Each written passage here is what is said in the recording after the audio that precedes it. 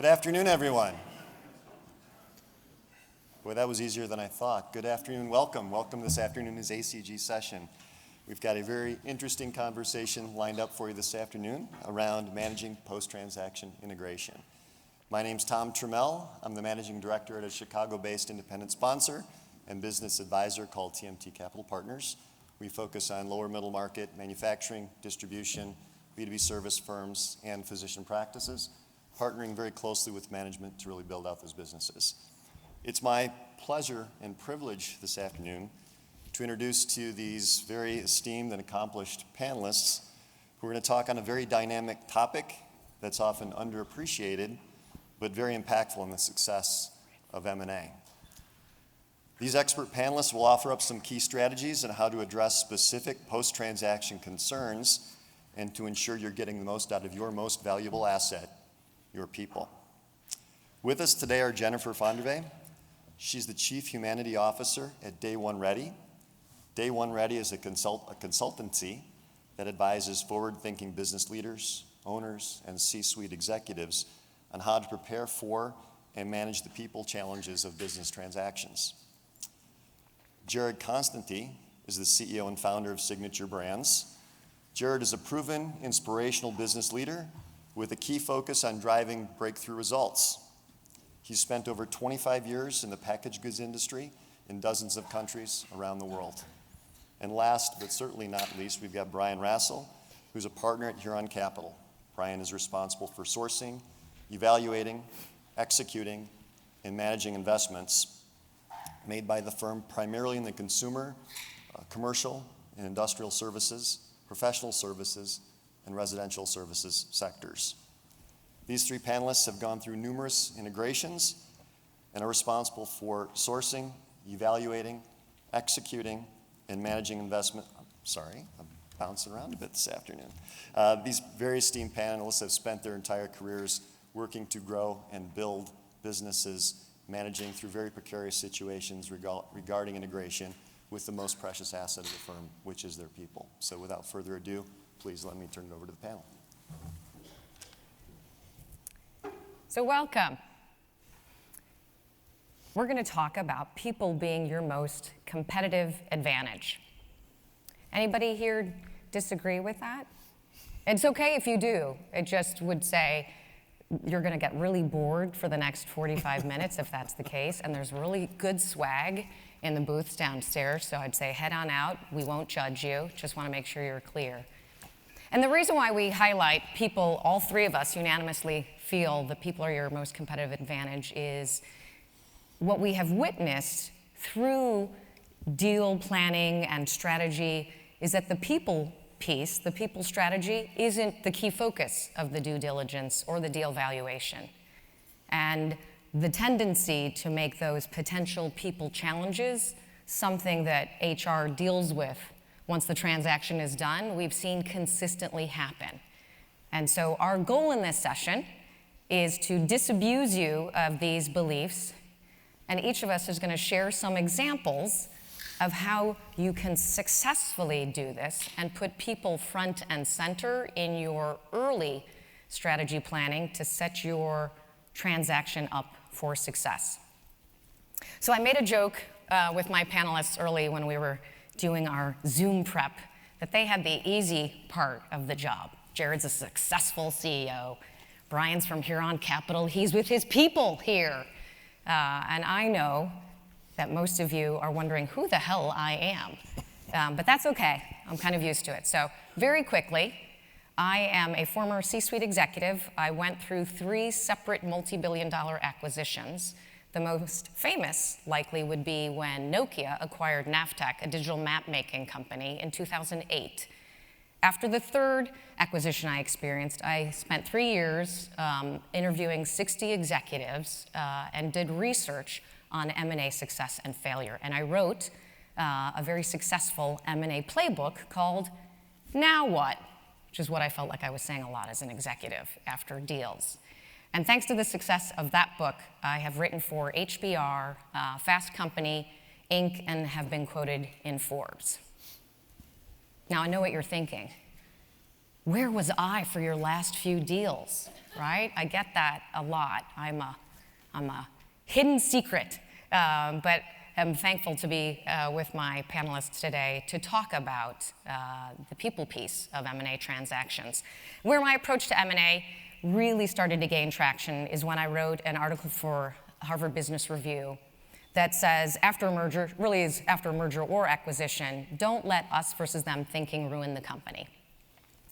What I found through my research, and I suspect each of you have experienced this as well, is that trust, which is critical to business success, can dissolve almost overnight because the due diligence, the planning, all of that is traditionally cloaked in secrecy.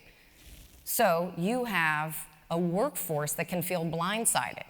And I'm quick to say that it's both sides, right? Even when rumors are running rampant, people feel like it could happen, they tend to really feel blindsided when it does happen. So in the research that I did, again, with 60 executives, and these were CEOs, CFOs, private equity, HR, middle managers, there were 3 reinforced dynamics that happened that contributed to this us versus them dynamic. The first, our company versus their company. The next, executives versus frontline leaders. And then lastly, who stays versus who goes. So that us versus them dynamic, we traditionally think it's always going to be our company versus their company, but it plays out in these 2 other ways as well. Has anyone witnessed any of these dynamics in deals that they've done? Okay. I think a few of you are like, yeah, I definitely have. It's the research that I used for this HBR article had it consistently happening over and over again. There are 2 emotional drivers that drive this reality, fear and grief. So I'll explain that. Traditionally, when we're dealing with that post-deal scenario, the focus is on people's aversion to change. And consultants tend to throw up a lot of charts like this one, right? The change curve, the S curve, with an almost what I would say academic approach to how you navigate change, how you help people navigate change. But the reality is that change is not a linear process. You don't just navigate change. And by using this chart and focusing on that, we miss the point. People don't have so much an aversion to change as they do uncertainty. People don't like uncertainty. And when you have a merger and acquisition that happens, they experience a tsunami of change and uncertainty. And so fear shows up because people are afraid of not being good enough for what the future holds. They're not sure what the future is. They know what their role was before. And so they experience a loss of almost identity because the company is changing and they don't know what it's changing into. So they experience a loss of the future that won't be, or at least the future the way they thought it would be. So rather than only focusing on the change curve, because it absolutely has relevance, one of your opportunities is to look to how you can support your leaders and their teams, the workforce, in navigating those stages of grief. So I don't get credit for the stages of grief. It's actually Elizabeth Kubler-Ross that came up with the terminology, and she identified 5 stages: denial, anger, bargaining, depression, and acceptance. These actually illustrations are from my book where I go in a lot more detail about the stages of grief.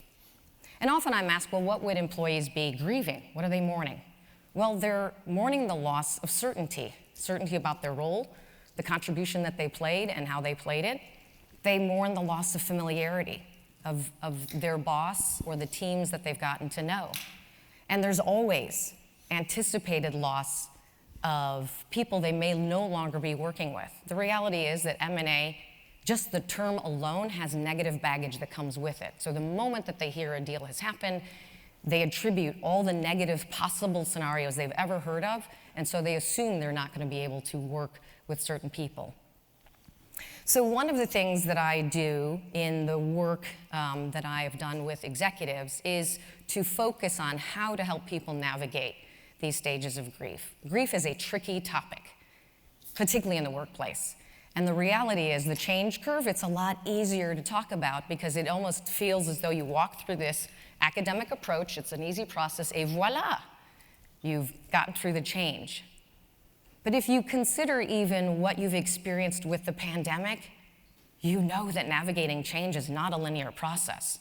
We all faced uncertainty, and there was a lot of back and forth. So I created a Spotify playlist to help, when I'm working with executives and their teams, help them be able to not only understand, but articulate how they're feeling in that moment and why. So I'm gonna play a couple of clips from the Spotify playlist. I think you'll agree, some of these feel like they were written for M&A.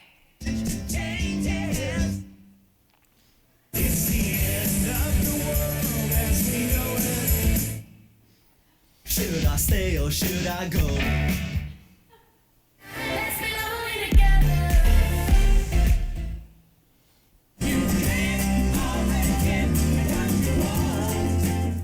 Honestly, I think the Rolling Stones wrote that for mergers and acquisitions. Jennifer Lee, at an earlier panel from Edison, talked about not everyone gets what they want, but that doesn't mean that's a bad thing. I think the Rolling Stones wrote that song for this.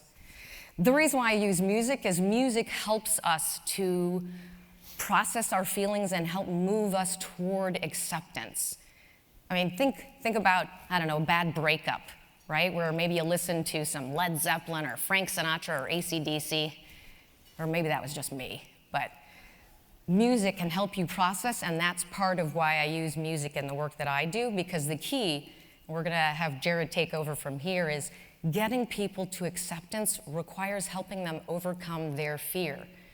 You want to move people through those stages so that they can get to acceptance, start contributing, start being a productive contributor to the way forward and to the business. So Jared's now going to take you through some examples of how he has helped in overcoming fear. Thank you, Jennifer. Appreciate it. Good afternoon, everyone. Nice to be with you. The after lunch slot.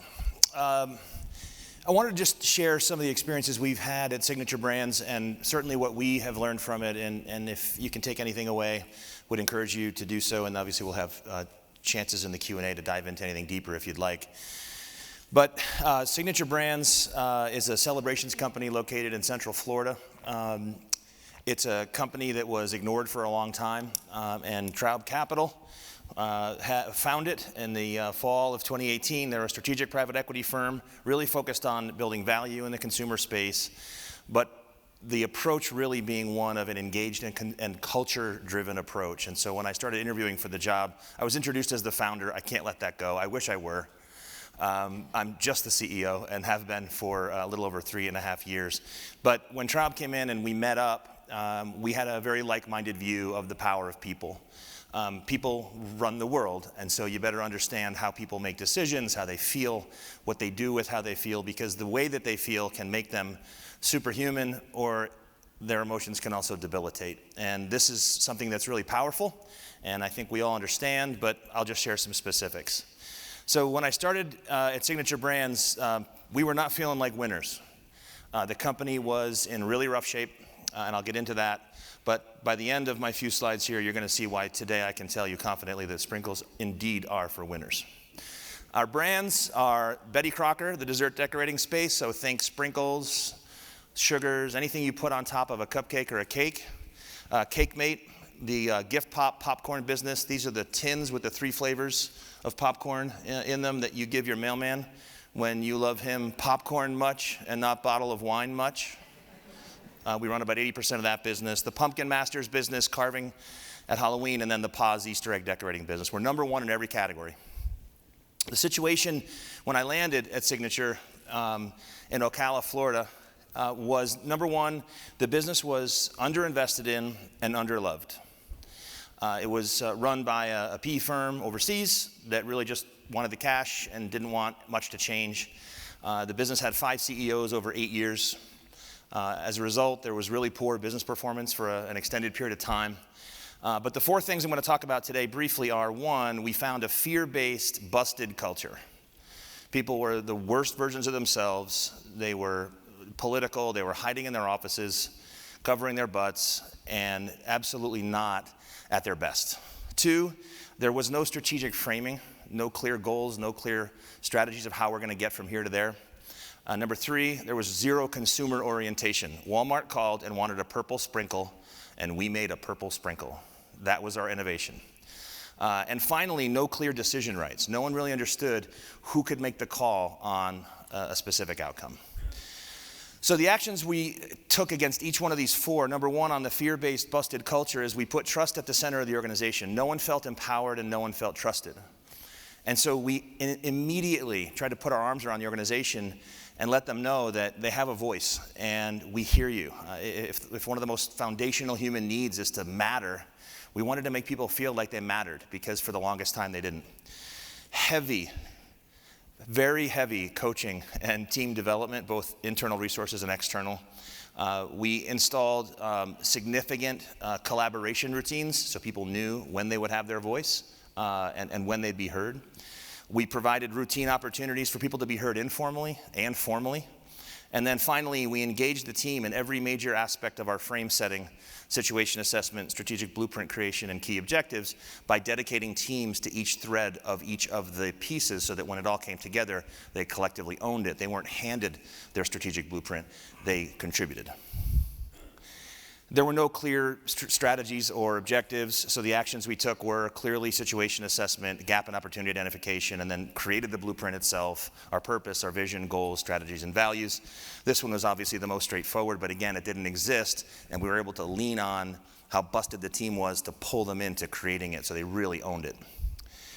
There was no consumer orientation at all, so we clearly jumped into deep foundational consumer work to help us drive to action, strategy, and insights. That obviously drove the brand positioning, the brand activation, and the innovation platforming. But again, we drew the team into all of these activities so they felt included and they felt like they owned it. And it became very, very important. Decision rights. No one was clear about who was meant to do what and who owned a specific decision. So we implemented the simple DAI model. Who's got the decision? Who has to be advised, who has to be informed, and then we drove a one conversation culture because there was a lot of whispering in the dark that can kill a company and a culture, and we put an end to that. Speak up, say it in the room, or forever hold your peace. And then once we had that trust going, and we had these clear sort of approaches to how we were gonna operate, we could lean into the uncomfortable, right? You have the most uncomfortable, awkward conversations with people you know and trust the most. If those relationships aren't as strong as they need to be, you can't really lean in. And when you lean in, that's where you get, in our experience, the best possible outcomes. So we did all that, and this was the outcome. So we're very proud of what we've done. We have only just begun. But if there's a question as to whether or not people are the engine or the center of what you've got to do and how you can have the outcomes change, we hope to represent an example where that's absolutely the case. So with that, I'll turn it over to Brian. Thanks. Thanks so much, Jared. Okay, so it wasn't by design necessarily. We all agreed we could say whatever we wanted. We could have things in conflict. It worked out that as we had a couple Zooms, excuse me, I'm gonna blow my nose. As we had a couple Zooms getting ready for this, we had a lot of common themes. So I'm gonna try to link back to these guys with my simple slides here. So just a little context. My name's Brian Rassel. I'm a partner with Huron Capital. We're a firm in Detroit. I like to liken things to a car because I'm from Detroit. So, I'm somewhere in that car as the investor, as a board member, as an advisor and partner to management teams. But I love backing people like Jared who really have their hands on the wheel.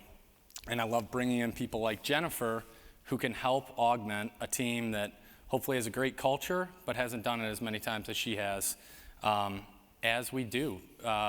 Big integrations and small. So we're a firm out of Detroit, have been around 20 few years. I've been there for, I guess, maybe 9 now, and we invest in services businesses. Services businesses you can't get an ABL loan on because there are no assets. As everybody says, it's kind of trite. The assets walk out at night, and you hope they come back in the morning, and they don't if they're scared, and they go find other jobs, particularly in an economy like this, I'm sure we all know. But over those 20-some years, we've purchased and integrated, I think it's actually like 255 companies and counting. So we're a firm that does a lot of buy and builds. I don't know off the top of my head, but I think it's something like 55 platforms, and the remainder of that would be add-ons. And just for me personally, I think it's been 6 platforms and 54 or 55 add-ons is going to be some of what I'm referencing. I like to be a mouthpiece to the broader learnings of all 250 transactions, and was fortunate to work with folks who taught me a lot about what worked and what didn't. So just a little framing, as I said, I don't have my hands on the wheel of the car steering it. Jared does. I don't get to go in and be there every minute of an integration, but I do like to help set context and help people like this be really successful, especially when we're backing them and it's our money. So a couple of the situations that we're offering in that I'll be referencing as we go forward. There's certainly a fear, as Jennifer likes to talk about, of being purchased by private equity.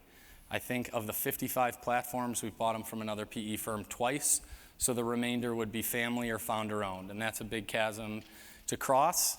And there's certainly a big fear of this kind of bought by Huron, bought by private equity, and nothing could be further from the truth, because for, again, the people and these valuable assets, we're there to partner with them. I mean, my capital and the fact that I own it doesn't mean anything if they don't like where we're going, they don't feel like they have a voice, et cetera. And then a really important principle for us in both new platforms and in add-ons is just this idea that we're investing alongside people. So I think the average Huron portfolio company has something like 70 plus investors. Obviously, we tend to be the majority. That's very common in our industry. But we're very, very focused on making sure that people who make a difference, and we're expecting to leave a fingerprint on the trajectory of the company, and ultimately we're depending on for great results, like Jairus just showed in his chart, we need them to be shareholders alongside of us. For add-ons, it's a whole different situation. It's more of what Jared talked about, and probably what Jennifer experienced in her large mergers, was this idea of being conquered, the fear of being subsumed, us versus them, et cetera. And so we don't like to use the word acquired when even it's a larger company buying a small one. We often, if you went and read, and you shouldn't, our press releases, it'll say the word merger when, by definition of the deal docs and everything else, it's not. And from the very start, we're always talking about it's going to be the best of breed that wins in these situations. So I just wanted to give you guys 5 things that have been really successful for us, very simple things. The order doesn't matter, but rules that we live by, that we talk about at the very beginning of doing any deal, whether it's a new platform or an add-on, the same rules. So we're really focused on not breaking the egg. I'm sure people can surmise what that means. We're not turnaround investors, so what we bought was already attractive. We can't break what's already there and the very thing we were interested in the first place. But the most important part about not breaking the egg is it's not about avoiding change. It's about modulating the time that you give people to get there. So it's not a can we make changes? Are we going to change? We will. That's guaranteed. But making sure we respect people's day jobs, the customers, and don't lose that focus as we're working on things inside of the business in terms of the change. Just on that, I'll give you an example. We bought a business called Sunland Asphalt in the Southwest, Their largest player, and as we were buying the business, the number 2 player they've competed against for the last 40 years came up for sale. We were able to buy that business as well. You can't imagine the amount of fear. They literally competed for every single job every day for the last 40 years across Phoenix, Tucson, Denver, here in Las Vegas, et cetera. And so in integrating, they did everything on time. It wasn't about if, and it wasn't about when. They meet the timeline. And we had other things to do in our strategic plan, but we've put those off to give the team 6 months after they did everything we asked to just focus on the customer and focus on themselves and take a breath. And we felt that was really appropriate. And when you're not breaking the egg, for somebody like me who's a dork and has spreadsheets about how much money everybody's going to make, generally, if you give people more time, you may have sacrificed a couple points of IRR on the deal, but you're still going to get to the same place in terms of the penultimate returns, the MOIC, if you will. And for us, that's a good trade because you're trading safety and you're trading comfort and battling fear that you respect that people have a day job for ultimately getting to where you want to go. The next one is identifying the champions. They're often not the people you think. We have a business called Oberio Energy that's bought 28 companies. And you would think that the champions for change might be a COO or a CFO or a CEO. For us there, it was actually the first guy's business we bought who was the division manager of our New York region, he was the one who had crossed the chasm of fear, gotten past the anger, the denial, and everything else, and he's been the most incredible champion to be able to go and for our next acquisition and next and say, I was in your shoes, felt the same things, and let me save you some of the grief along the way, because it works. And here's what happened for me in New York. That division's 3 times the size when we bought it, so it's been a great result like Jared's.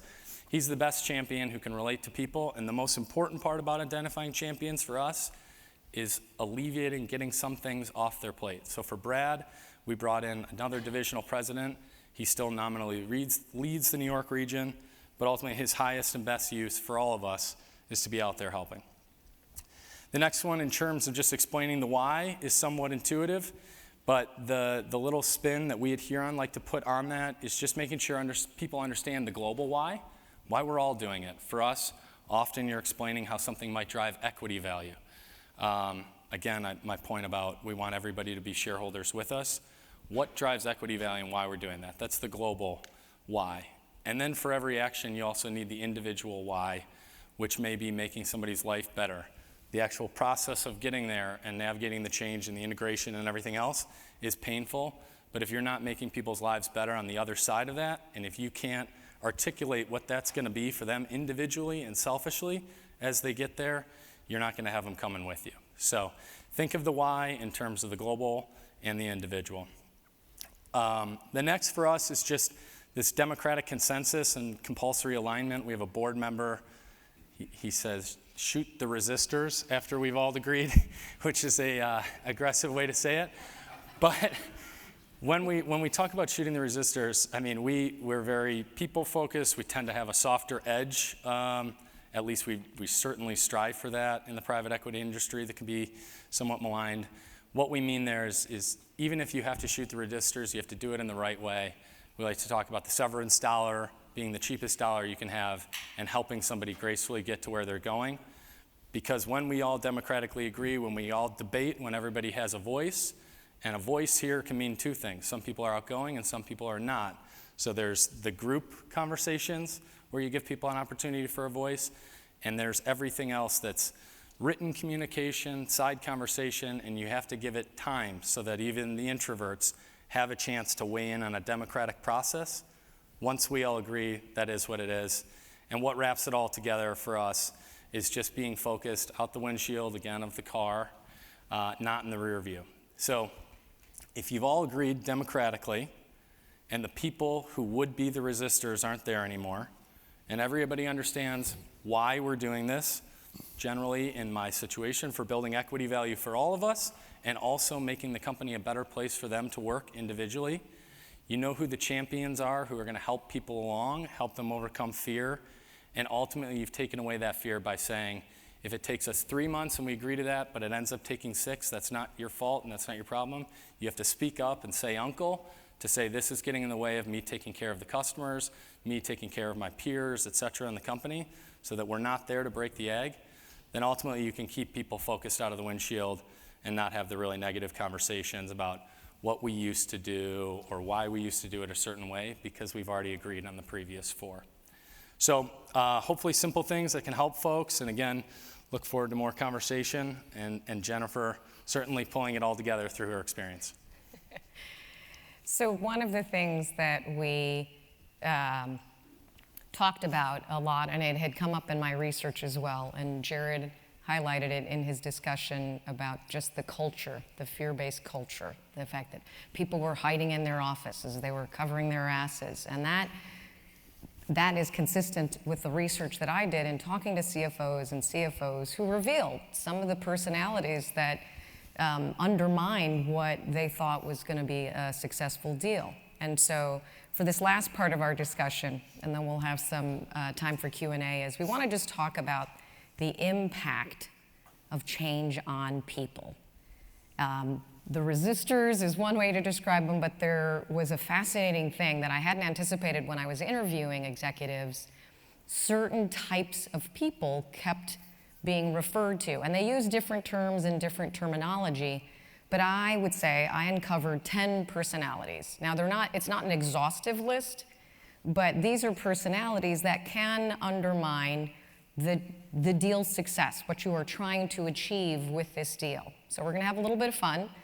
I'm gonna take you through the 10 personalities. Those of you who are close up front, you can actually see these are my fun, fancy poster boards that bring them to life. Again, I talk about them in greater detail in the book, so we're just gonna have a little brief time, and we're gonna have a volunteer who's gonna help bring one of the personalities to life. So I will show the 10 personalities now. So we have the former rock star. I'm not gonna give you a description. In fact, I'll give you a QR code at the end, and you can click on that, and it'll give you who the personalities are, how they can be challenging, and how to address them. I'm just gonna read each personality out.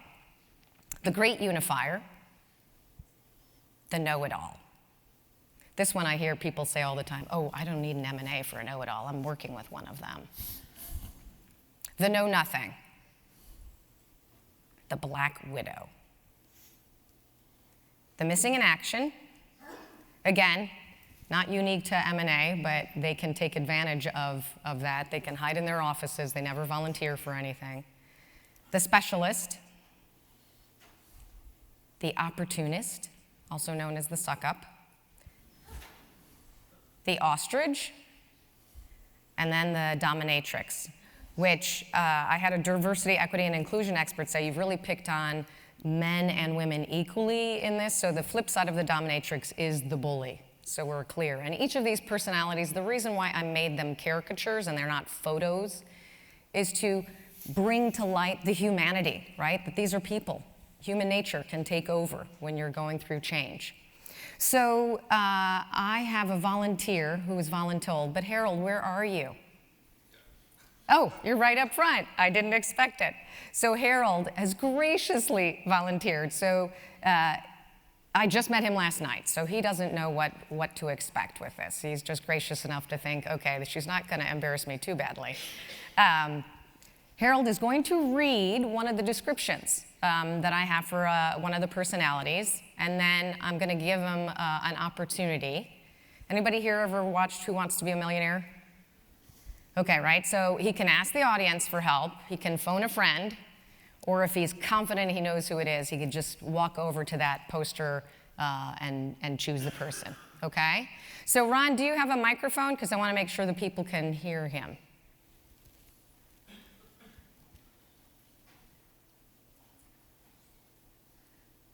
Okay. I know, Harold, you have a loud voice, but I think this will help. Okay. Who am I? Yeah, who am I? Prior to the M&A deal, you were to go to guy or gal. Everything you touched turned out gold. You grew the company into what it is. Your closest, the biggest deals. You launched the most successful products. You practically defined the metrics for success of the company. But what was the most important and valued for business seems to have changed since the deal. You feel like a rock star. You just learned that the top 10 songs on the Billboard 100 are disco. So who am I? So do you want to ask the audience for help, or are you feeling pretty confident? No, I think I need to ask the audience. So audience, anyone want to help out Harold, who you think the personality is? The former rock star? Yes, the former rock star. Thank you, audience. You, Harold, I think you would have gotten there on your own, but. Always good. So the former rock star. So this is the one I hear consistently in every deal, and it came up repeatedly in the interviews that I did.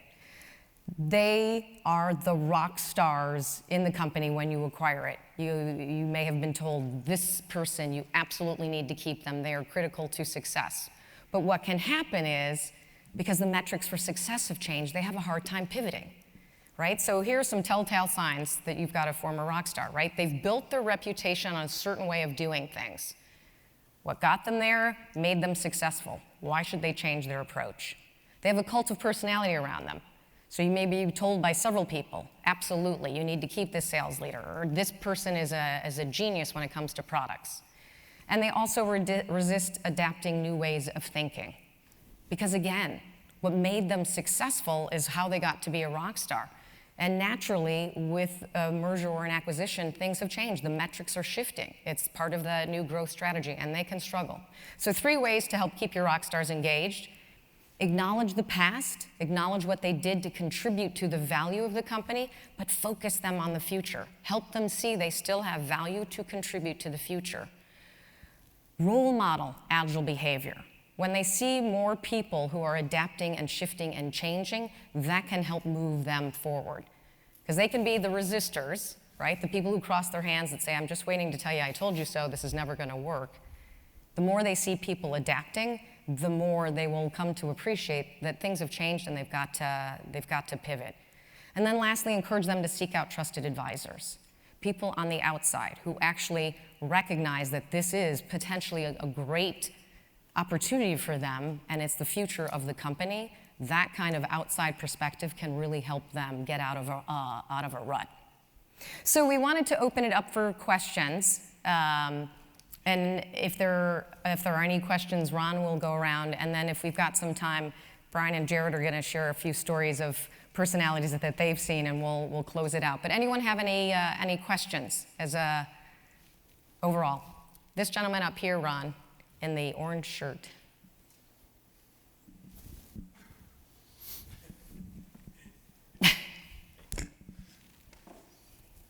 So, so there's that great book, Don't Hire A-Holes, I think it's called. But what do you do with the personalities where you kind of get I guess we call them like a smart jerk, where everybody has to deal with their behavior, but everyone's like, well, we can't get rid of that person because look how much they produce. And so maybe, like, I guess Brian talked about severance dollars. Like, I know Netflix's Culture Deck is famous for they'll be given a generous severance package as a way of dealing with personalities that they're having trouble with. But what do you do with a smart jerk? Can I jump on that one? Yeah, because I was going to say, no, you've got some. I think what I would say is that in our experience, and certainly mine, the smart jerk problem isn't just the one problem. The bigger problem is that in the spirit of you get what you tolerate, everyone else will be looking at the leadership team to see if they will tolerate a smart jerk because they're delivering. One of the questions we always ask leaders when they're having trouble with their team is, how would your team be different? How would that be different if you had a rock star? And how can we support you to go from here to there? And when that happens, that's a product of what you believe as a leadership team and as an organization. And exiting the smart jerk is always the answer. Find a better one who's not a jerk. Brian, did you want to add anything to that? I completely agree with that, and I think that if you just went back to even like the 5 things I was saying, the smart jerk can't really hide, and they won't be tolerated again if they're delivering on where we're going, and if they've had their chance to be the smart jerk, even in a democratic process, and you've made it clear it ends here, and then we're focused forward, then they are basically going to be opting out when you've given them the permission on, we all agreed on the why, we agreed where we're going. And so if they really are, the rear view isn't only about looking backwards, it's about like being stuck back there. And I guess our experience is probably like Jared's, that it doesn't work, and the sacrifice that's immeasurable of what you could be, without said person, it's a lot more obvious what you're gonna be if you get rid of the person. But it's been our experience that we usually move too slow. And I think a lot of people say that, but it's like unbelievably true every single time for us. So, I mean, I get a lot of flack from our investment committee because I thought you mentioned that person was a problem before. Yeah. Why were you too scared? And so I encourage people to move on if you've given them a chance to opt in the future and they can't do it. I feel compelled to jump and make one other incremental point. This is easy to do if the leadership and the firm are of like mind. So I talked about Traub at the beginning and how we were very much of like mind when it came to people and culture and the value of that and being in partnership. That's really important because you may wake up one day without that situation in place where you're getting second guessed or questioned because there's more of a prioritization on performance. So make sure up front that you and the firm are aligned on philosophy in terms of what matters most. Yeah. And I want to add on to, because Jared highlighted a key part of that, right? The culture piece of that personality can be toxic. So the former rock star doesn't demonstrate that personality as much, but the dominatrix / bully can be very seductive at the beginning because they deliver. And so they can even be highlighted as, oh, no, this is an important person, don't touch them. But as Jared highlighted, that can create such a toxic environment that the return is not worth it. So as Brian pointed out, don't be seduced. You need to be able to act quickly because you want to create a culture where everyone feels productive and then they can contribute. And that personality type can really stem that and keep you from having success in that culture integration in particular. And the people are watching you Yes. as to how you react to those people so that they can figure out what kind of culture you want. So choose wisely. Right. Any other questions? Thank you. That was a great question.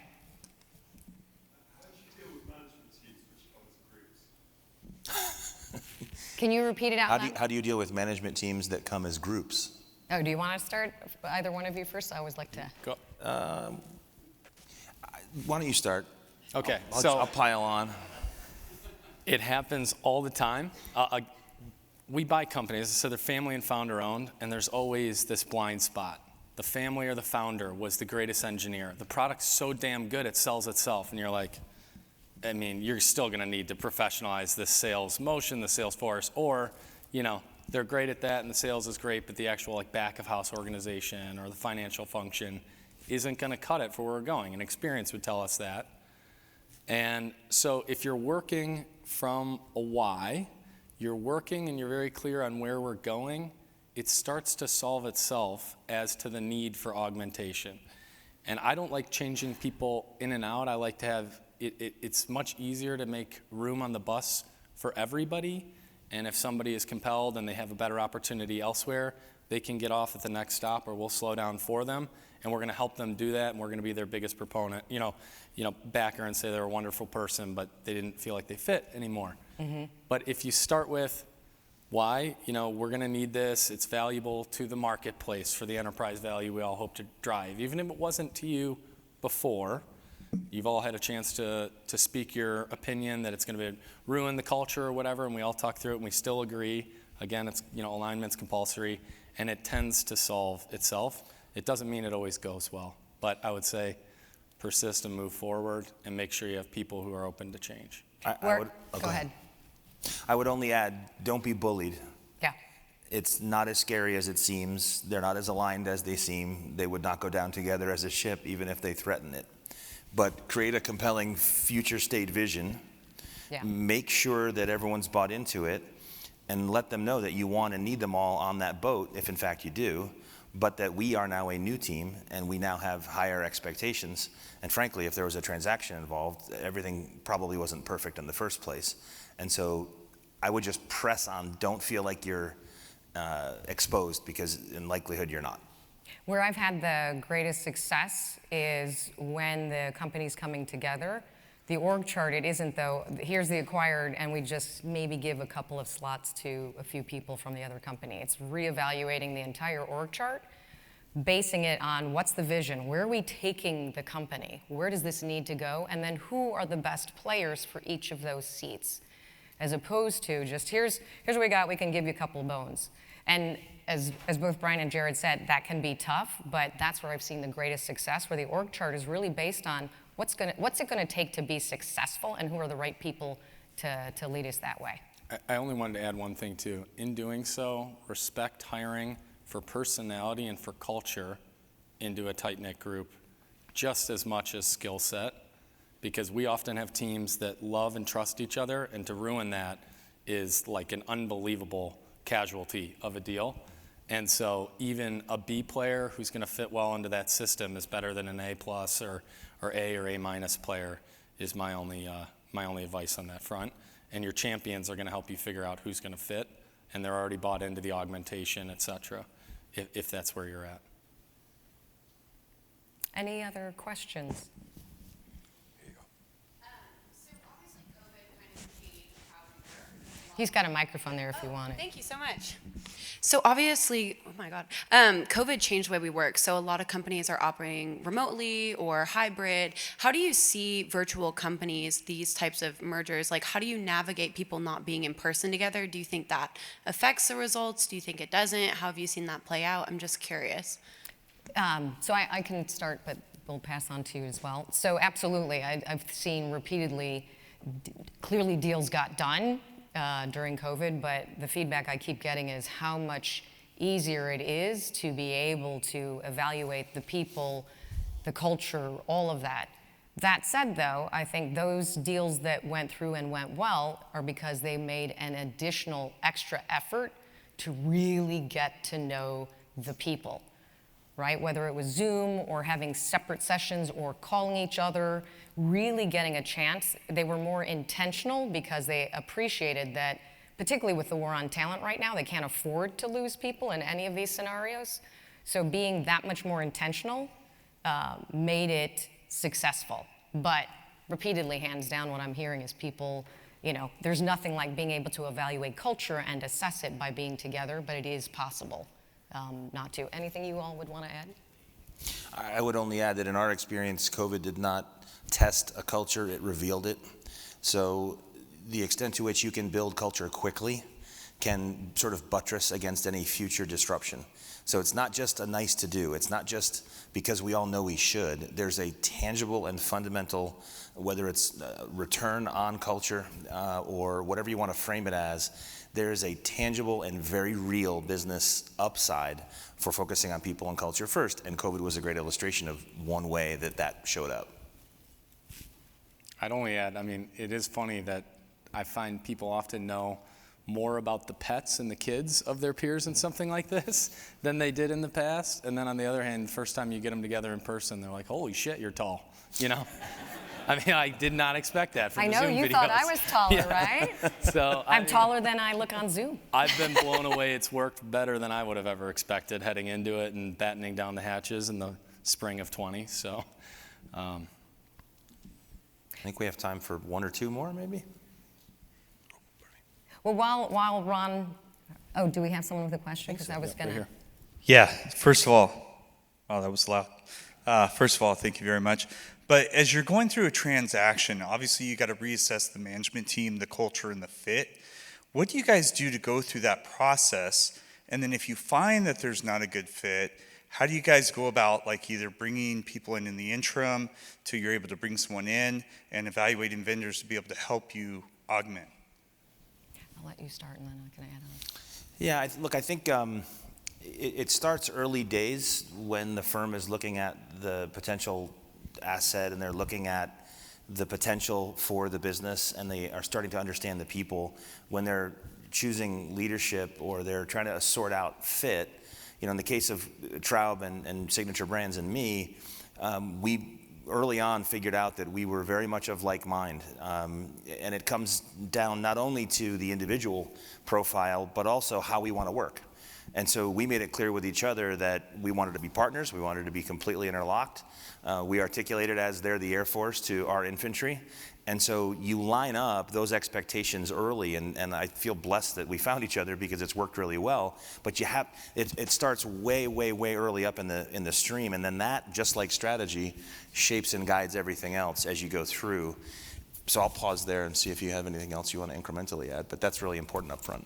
What I would add, where I've had the most success, I work with Virtus Partners as well, being essentially their human capital advisor, getting in early during due diligence, being able to do culture assessment, both through a survey. And again, I recognize that's always difficult because you're trying to keep things tight-knit, but there are ways to do culture assessments.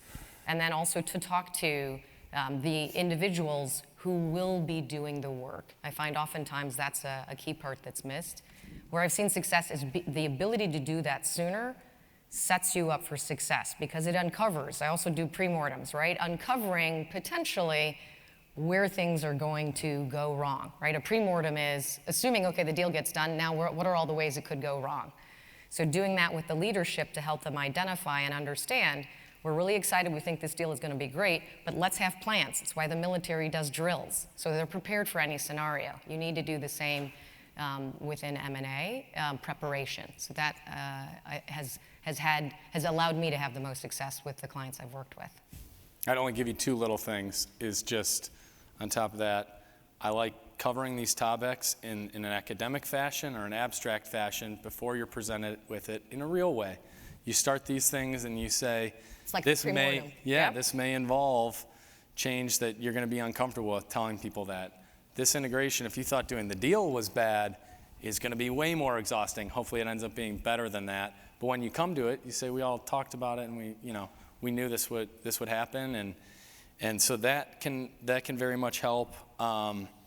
Just kind of subtle things in advance because people agreed that they knew that was coming is always helpful. And if it's clear early that there's a problem, leave yourself time as you build out the investment case for all that transition before you start expecting that you're going to make traction, because you're going to have to get the right players on the field first.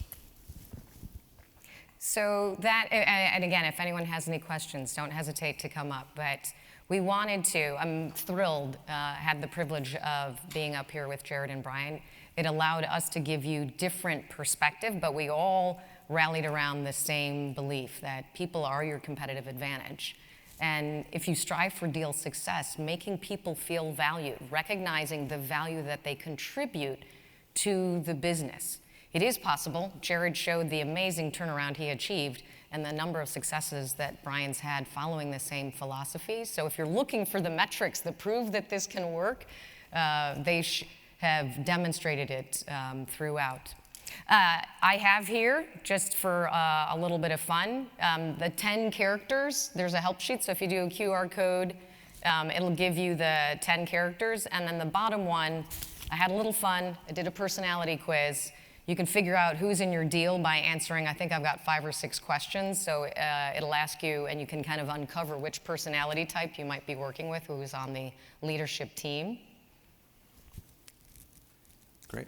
And then the last one is a Spotify playlist. If you want that, there's 36 songs that'll help you get through. Maybe I was the only one that had a bad breakup and needed a playlist, but I've had repeatedly executives say, wow, that playlist really captured how I feel.